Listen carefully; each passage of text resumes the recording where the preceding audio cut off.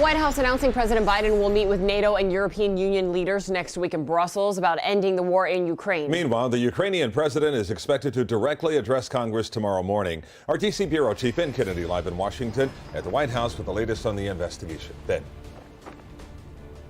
Calvin, Nicole, South Florida lawmakers will be attending President Zelensky's virtual remarks, and it comes as President Biden prepares to travel to Europe on March 24th. All right.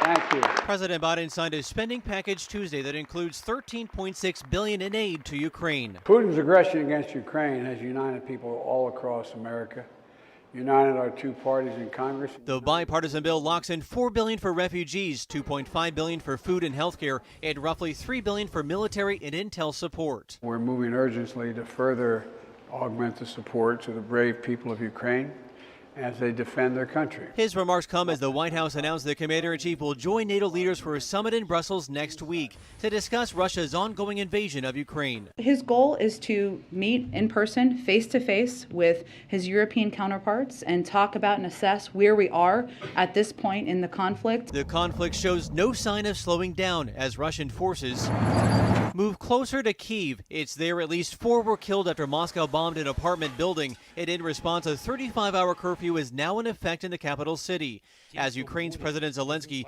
addressed Canada's parliament and called for a no-fly zone over his country. Please close the sky, close the airspace. Please stop the bombing. How many more cruise missiles have to fall on our cities? And Zelensky is expected to make a similar request during his virtual call with Congress next week. But tomorrow, that is, President Biden has made clear he is against a no-fly zone, saying it would bring the U.S. in direct conflict with Russia. Reporting live at the White House, Ben Kennedy, Local 10 News. Okay, thanks a lot to Ben. You can watch Ukraine's president address Congress virtually live right here on Local 10 tomorrow at 9 a.m.